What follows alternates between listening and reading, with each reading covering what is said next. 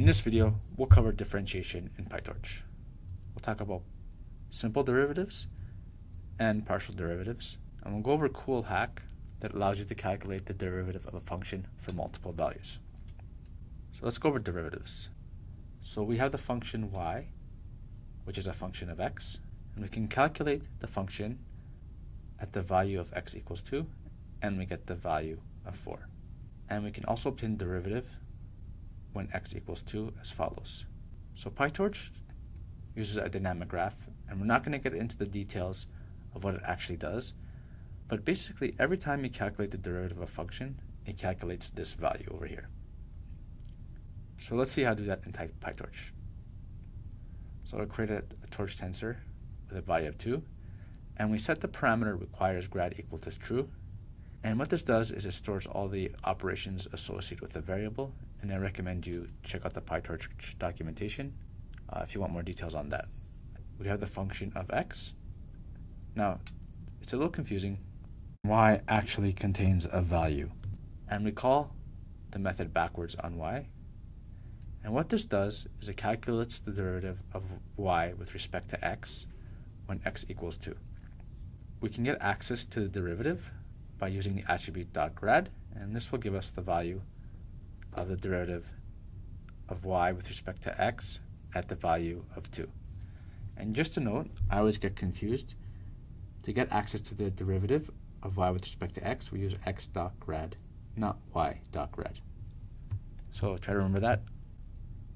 So let's do a little more complicated function. So now we have z, and z is a function of x. We can plug in the values. We can take the derivative of z with respect to x, and we get the following function. Now the way PyTorch works is it will calculate the derivative of z with respect to x for x equals 2, and in this case we get 6. So let's see how to do that in PyTorch. So again, we define the tensor x at 2, and we set the parameter requires grad equal to true. Then we call the method .backwards, and this will calculate the derivative of z with respect to x when x equals 2. So to get access to the derivative at 2, we use the attribute .grad, and this will give us access to the value of the derivative at x equals 2. In this case, it's 6.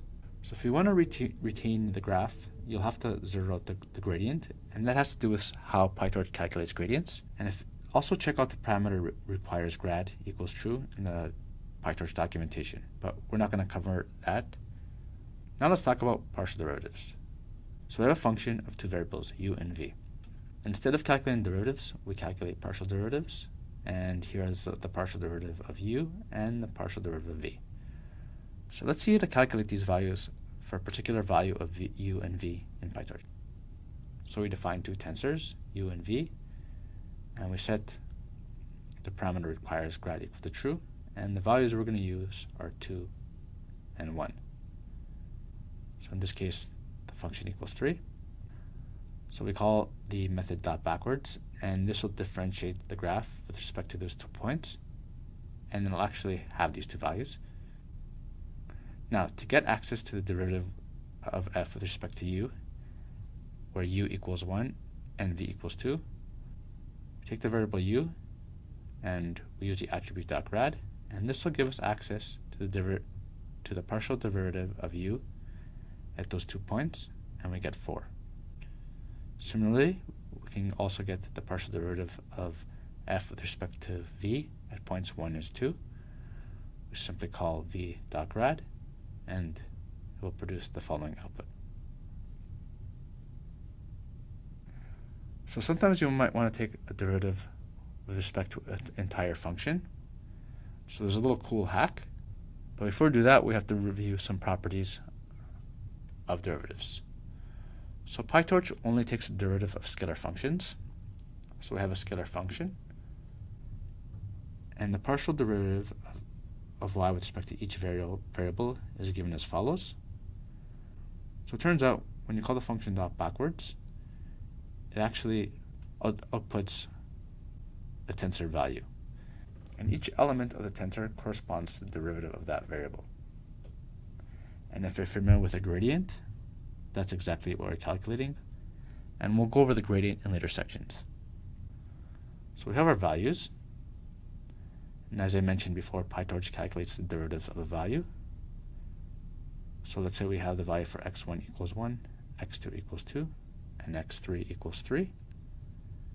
Get the following outputs, and these will be our values of our gradients. So let's say we want to calculate the derivative of y equals x squared with respect to the values from -10 to 10. So we calculate the function, and then we sum it, and assign it to the variable lowercase y. When we call backwards, we'll take the derivatives with respect to x squared. And just a note, when we convert a tensor with the parameter requires grad equal to true, we have to use the detach dot option before we can cast this numpy array. So we can plot out the values, and we get the derivative of our function with respect to x. And we're basically doing a little hack to show that we can calculate the derivative. And here's another example of the redo function, and we'll learn about that function a little later in neural networks. And we can take derivative, and it looks something like that. And that's it.